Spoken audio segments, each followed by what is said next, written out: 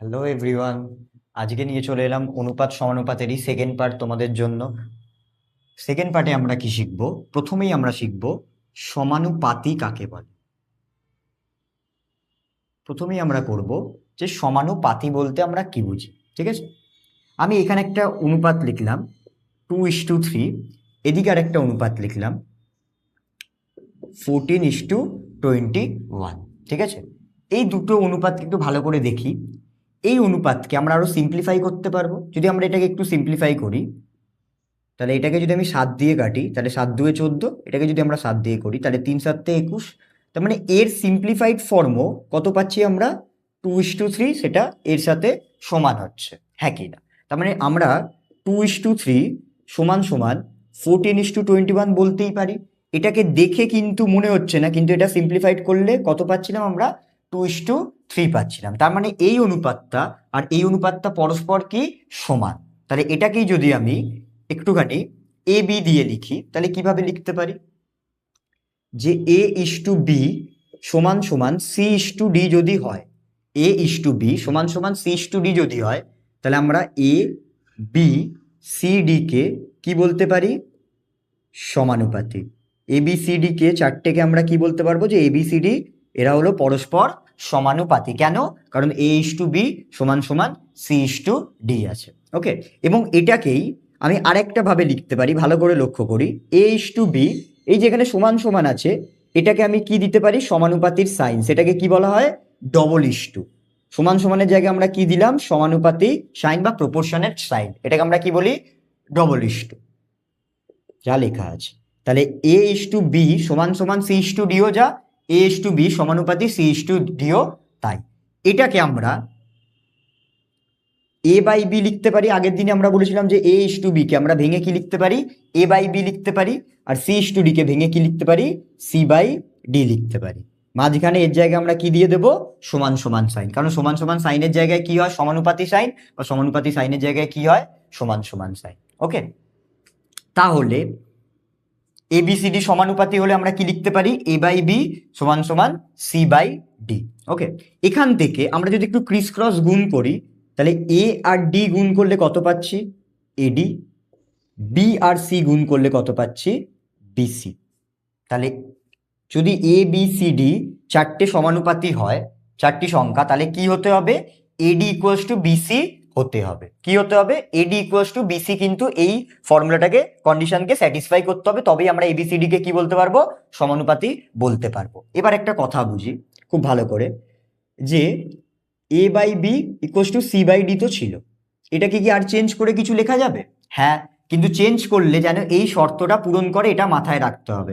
অনেকে না শুধু এটাই জানে, কিন্তু আমি বলি এটাকে চেঞ্জ করে আরো কিছু লেখা যায়। দেখি কি কি। আমরা প্রথমে কি করতে পারি? A আর D এর জায়গা চেঞ্জ করতে পারি। মানে এখানে A লেখা ছিল, A এর জায়গায় আমরা কি লিখবো? D। তাহলে D/B সমান সমান, এবার D এর জায়গায় আমরা কি লিখেছি? D, তাহলে D এর জায়গায় কি লিখতে হবে? A। B আর C এর জায়গা চেঞ্জ করিনি, তাহলে এটা থেকে একটা কি বানাতে পারলাম? D/B C/A। কেন? A আর D কি করে নিল? জায়গা চেঞ্জ করে নিল। তাহলে এটাকে যদি আমি কোনাকুনি গুণ করি, এখানেও কি আসছে? AD = BC আসছে, হ্যাঁ কি না? তাহলে এটাকেও আমরা আমরা A/B = C/D কে প্রথমে কি লিখতে পারি? D/B = C/A লিখতে পারি। ওকে, নেক্সট। এবার প্রথমটায় আমরা কি করেছিলাম? A আর D এর জায়গা চেঞ্জ করেছিলাম। তারপর আমরা কি করতে পারি? B আর C এরও জায়গা চেঞ্জ করতে পারি। মানে A/B না লিখে B এর জায়গায় কি লিখছি? C। আর C/D না লিখে, D তো যেমন আছে বসলো, C এর জায়গায় কি চলে যাবে? B। B এর জায়গায় C, C এর জায়গায় B। তাহলে এটাকেও যদি আমরা কোনাকুনি গুণ করি, তাহলে আমরা কি পাচ্ছি? AD আর B আর C গুণ করে কি পাচ্ছি? BC। তাহলে এটাও কি করছে? এই শর্তটা পূরণ করছে। আরেকটা যদি আমি দেখাই, আমাদের মেন ছিল A/B = C/D, আমরা উল্টে দেব। এটাই আমরা পরের চ্যাপ্টারে জানবো। এটাকে ব্যস্ত অনুপাত বলে, যেটা আগেও আমি করে এসেছিলাম। এটাকে আমি বিপরীত প্রক্রিয়া, এটাকে কি করছি? উল্টে দিচ্ছি। তাহলে A/B কে আমি কি লিখছি? B/A সমান সমান C/D কে আমরা কি লিখছি? D/C। কি বললাম দেখে নি? A/B কে আমরা উল্টে কি লিখলাম? B/A। আর C/D কে আমরা উল্টে কি লিখলাম? D/C। তাহলে এই দুখানাকে যদি গুণ করি কোনাকুনি, A এর সাথে কি গুণ হবে? D, কত হয়ে যাবে? AD। বি এর সাথে কি গুণ হবে, সি, কত হয়ে যাবে, বিসি। তাহলে এই শর্তগুলো কিন্তু পূরণ করলো। অনেকে শুধু এটাই জানে, কিন্তু এটা ছাড়াও এটা এটা এটা কিন্তু হতে পারে, আমি তোমাদের একটুখানি বুঝিয়ে দিলাম। ওকে, এবার চলে আসি আরেকটা পার্টে, যে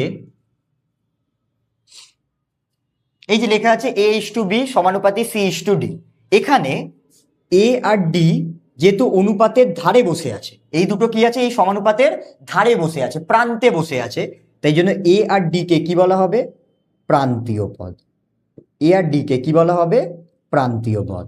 আর বি আর সি যেহেতু মাঝখানে আছে, তাই জন্য বি আর সি কে কি বলা হবে, মধ্যপদ। বি আর সি কে কি বলা হবে, মধ্যপদ। এ আর ডি যেহেতু ধারে আছে তাদেরকে বলা হবে প্রান্তীয় পদ, বি আর সি যেহেতু মাঝখানে আছে তাকে কি বলা হবে, মধ্যপদ। এবং এই ডিটা, এই যে ডিটা কত নম্বরে আছে দেখি, এক, মানে একে যদি আমি এক ভাবি, এটা তাহলে দুই, এটা তিন, এটা চার, তাহলে ডি কে আরেকটা নামও বলা হয় আলাদা করে, তাকে বলা হয় চতুর্থ পদ। ডি কে আবার কি বলা হয়, চতুর্থ পদ। ওকে, এটাই যদি আমরা একটু অন্য এক্সাম্পল দিয়ে বুঝি, যদি আমি বলি P:Q সমানুপাতি M:N, কি দিলাম, P:Q সমানুপাতি M:N, তাহলে এখানে কি হবে, এখানে প্রান্তীয় পদ কি কি হবে, পি আর এন। কেন, পি আর এন গুলো কোথায় আছে, ধারে আছে। তাহলে আমি যদি এখানে লিখি, এখানে লিখলাম প্রান্তীয় পদ কি কি পাচ্ছি, P R N, P R N.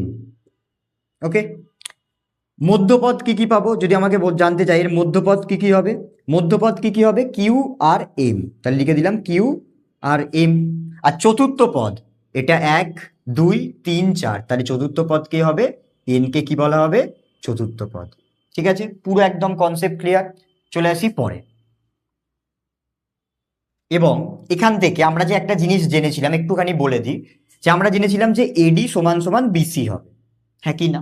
তাহলে এডি মানে কি, এ আর ডি তো প্রান্তীয় পদ ছিল, তাহলে এডি এ আর ডি গুণকে আমরা এটাকে কথায় কি লিখতে পারি, প্রান্তীয় পদের গুণফল। কারণ ছোট ছোট কিন্তু কোশ্চেন দিতে পারে, তাই জন্য আমি বলছি পুরোটা ভালো করে জেনে রাখতে। এ আর ডি কি ছিল, প্রান্তীয় পদ, এদের কি ছিল, গুণ, তাহলে এটাকে আমি কি লিখতে পারি, প্রান্তীয় পদের গুণফল সমান সমান বি আর সি কি ছিল, মধ্যপদ, তাহলে এটাকে আমরা কি লিখতে পারি, মধ্যপদের গুণফল। ঠিক আছে, কি বললাম বোঝা গেল? এডি মানে কি ছিল, এ আর ডি ছিল প্রান্তীয় পদ, তাহলে এ আর ডি গুণ মানে প্রান্তীয় পদের গুণফল, বি আর সি ছিল মধ্যপদ, তাহলে বিসি কে কি বললাম, মধ্যপদের গুণফল। তাহলে এডি ইকুয়ালস টু বিসিও যা, এই লেখাটাও কিন্তু তাই। ঠিক আছে, যদি আমাকে লেখা দিয়েও দেয়, তাহলে আমি লেখা দিয়েও দিতে পারবো যে প্রান্তীয় পদের গুণফল সমান সমান, যদি শূন্যস্থান দিয়ে দেয় কি লিখবো, মধ্যপদের গুণফল। কখন, যখন এ বি সি ডি কি থাকবে, সমানুপাতি থাকবে। হয়েছে, এবার চলে আসি আমরা পরের টপিক, খুব খুব ইম্পর্টেন্ট এটা এই চ্যাপ্টারের জন্য। সেটা হচ্ছে সমানুপাতি থাকবে, তার আগে একটা ওয়ার্ড যোগ হয়ে যাবে, তাকে বলা হবে ক্রমিক সমানুপাতি। কি সমানুপাতি বলা হবে তাকে, ক্রমিক সমানুপাতি। আচ্ছা আমি এখানেই লিখি ক্রমিক সমানুপাতি। এবার এই যখনই ওয়ার্ডটা আমরা দেখবো, মনে রাখবো ক্রমিক মানে কি, ক্রমিক মানে হচ্ছে পরপর। ক্রমিক বলতে কি বোঝায়, পরপর। এবং ক্রমিক সমানুপাতি যখনই গঠন হবে, আমরা দেখেছিলাম এমনি সমানুপাতি এ বি সি ডি হচ্ছিল, চারটে সমানুপাতি হচ্ছিল, কিন্তু এখানে ক্রমিক সমানুপাতিতে একটা কমে যাবে। কথা হচ্ছে কেন, আমি যদি বলি এ বি সি, এদের তিনজনকে আমরা কি বলতে পারি, ক্রমিক সমানুপাতি। কিভাবে লিখবো দেখি, ভালো করে আগে বুঝি, যে প্রথমে A:B লিখবো, সমানুপাতি সাইন দেব। আমরা কি বলেছি, পরপর, এই পরপর কথাটা এবারে কাজে লাগবে। A:B, তাহলে কোথায় শেষ হয়েছে, বিতে, শুরুও কি থেকে হবে, বি থেকে। বিটা কি হচ্ছে, লিঙ্ক করছে দুজনের মধ্যে, A:B সমানুপাতি B:C। এটাকে যদি আমরা ভেঙে লিখি, A:B কে কি লিখতে পারবো, A/B। আগেও বলেছি যে সমানুপাতি সাইনের জায়গায় কি দেবো, সমান সমান কি লিখতে পারবো, B/C। তার মানে A/B যেখানে শেষ হলো সেখান থেকেই শুরু হচ্ছে, তাই জন্য এটাকে কি বলা হয়, ক্রমিক সমানুপাতি, মানে পরপর। ঠিক আছে, তাহলে এখানে যদি আমরা কোনাকুনি গুণ করি, বি আর বি গুণ করলে কত হবে, B², এ আর সি গুণ করলে কত হবে, AC। তাহলে এখান থেকে আমরা বি এর ভ্যালু কি পেয়ে যাব, স্কোয়ারটাকে যদি আমরা ওদিকে পাঠাই, আমরা জানি কি হবে, রুট হবে, এবং এর অ্যান্সার কিসে বেরোবে, প্লাস মাইনাসে বেরোবে। কি হবে, রুট থেকে যখনই কোনো সংখ্যা বেরোবে, যেহেতু এখানে স্কোয়ার আছে, সংখ্যাটা কিসে বেরোবে, প্লাস মাইনাস হবে। যেমন আমি যদি বলি বি স্কোয়ার সমান সমান 4, তাহলে বি এর ভ্যালু কি হবে,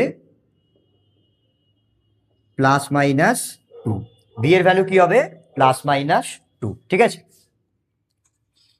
আরেকটা এক্সাম্পল নিই, এবিসি নয় বাদ দিলাম, আরেকটা এক্সাম্পল নিই। যদি বলতো পি কিউ আর এস, চারটে দিল, তিনটেই থাকবে এমন তো কোনো মানে নেই, চারটে দিল, যে পি কিউ আর এস এরা যদি ক্রমিক সমানুপাতি হয়,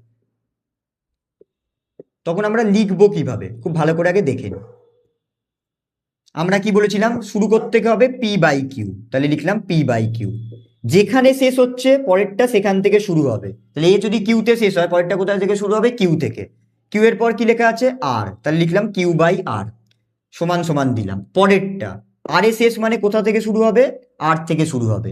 আর এর পর কি লেখা আছে, এস।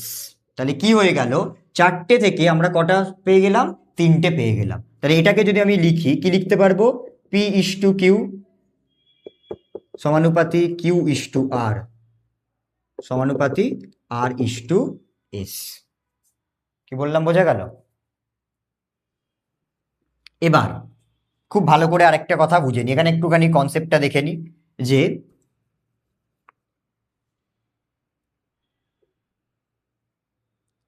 এ বি সি ক্রমিক সমানুপাতি ছিল, এটা আমরা জানি।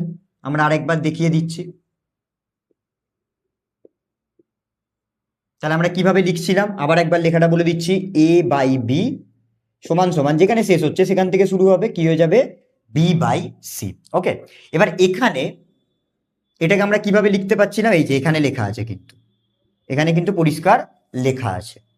তাহলে এ ইস টু বি সমানুপাতি বি ইস টু সি, হ্যাঁ কি না? এ বাই বি কে আমরা এ ইস টু বি লিখতে পারি, সমান চিহ্নের জায়গায় কি দিতে পারি, সমানুপাতি সাইন, বি বাই সি কে বি ইস টু সি লিখতে পারি। এখানে দেখি খুব ভালো করে, যে এইখানে এ বি সি ছিল, বি কে আমরা কি বলবো, মধ্যপদ বা মধ্য সমানুপাতি। বি কে আমরা কি বলবো, মধ্যপদ। কেন, বি এ আর সি এর মাঝখানে আছে, তাই জন্য বি কে কি বলা হবে, মধ্যপদ বা মধ্য সমানুপাতি। তাহলে সি কে কি বলা হবে, তৃতীয় সমানুপাতি। কি বলা হবে, তৃতীয় সমানুপাতি। পুরো ক্লিয়ার? ঠিক আছে, আমি অনেকটা ভেঙে ভেঙে বললাম, তোমরা কিন্তু এইগুলো একটুখানি ভালো করে দেখে তারপর অঙ্কে এসো। এই অঙ্কটা করতে আমাদের মেন কি ফর্মুলা লাগবে, এই ফর্মুলাটা অ্যাপ্লাই হবে। এই যে বি ইকুয়ালস টু বা B square equals to AC, কি করতে লাগবে, হয় আমাকে মধ্যপদ বার করতে বলবে, নয়তো আমাদের তৃতীয় সমানুপাতি বার করতে বলবে। তার ফর্মুলা কি, পুরো বোর্ডে লেখা আছে, তোমরা আস্তে আস্তে দেখো এবং কনসেপ্টটা ভালো করে বুঝে তারপর করো, তাহলেই হয়ে যাবে, কোনো চিন্তা নেই। ঠিক আছে,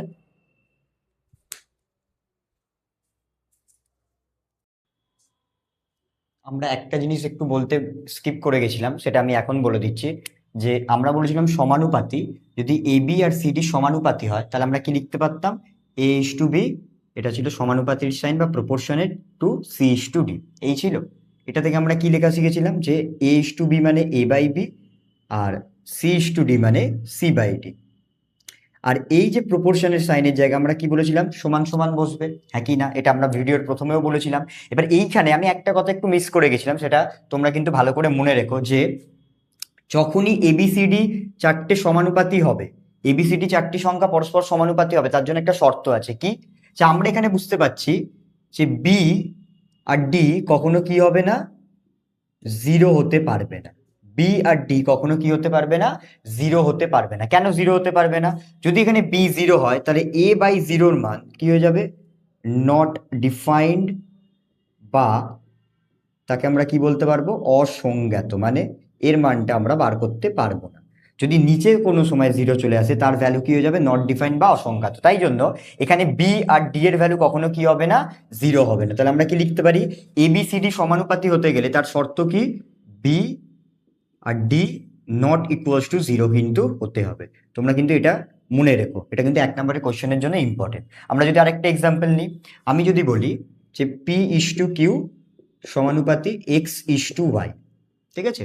তাহলে এটাকে যদি আমি লিখি, পি ইস টু কিউকে কি লিখতে পারবো, পি বাই কিউ, সমানুপাতি সাইনকে তুলে কি লিখতে পারবো, সমান সমান, এক্স ইস টু ওয়াই কে কি লিখতে পারবো, এক্স বাই ওয়াই। তাহলে এখানে কারা নট ইকুয়ালস টু জিরো হবে, কিউ আর Y not equals to zero হবে। এবার যদি একটা কথা ভালো করে বুঝি, এই অনুপাতে বি আর সি কি ছিল? মধ্যপদ। আর এখানেও কিউ আর এক্স কি হয়েছে? মধ্যপদ। হ্যাঁ কি না? তাহলে আমরা কি বুঝতে পারলাম যে এবিসিডি যে কোনো চারটে সংখ্যা সমানুপাতি হতে হলে একটাই শর্ত মানতে হবে, কি? মধ্যপদগুলো কি হতে পারবে না, কখনো জিরো হতে পারবে না। এখান থেকে কিন্তু একটা করে এমসিকিউ বা শূন্যস্থান বা শর্ট কোশ্চেন কিন্তু তোমাদের দিয়ে দিতে পারে। তাহলে কি বললাম, বোঝা গেল যে এবিসিডির সমানুপাতি হলে একটা ফর্মুলা অ্যাপ্লাই, শর্ত পূরণ করতে হবে, দ্যাট ইজ বি আর ডি কে কখনো জিরো হতে হবে না। কারণ বি জিরো হলে অসংজ্ঞাত হয়ে যাবে, তাহলে বি আর ডি কখনো জিরো হবে না। আর বি আর ডি অনুপাতে কি? মধ্যপদ। তাহলে মধ্যপদ কখনো জিরো হবে না। ঠিক আছে, বাদ বাকি তোমরা পুরোটা দেখে নিও, তোমাদের পুরো কিন্তু ক্লিয়ার হয়ে যাবে। ঠিক আছে।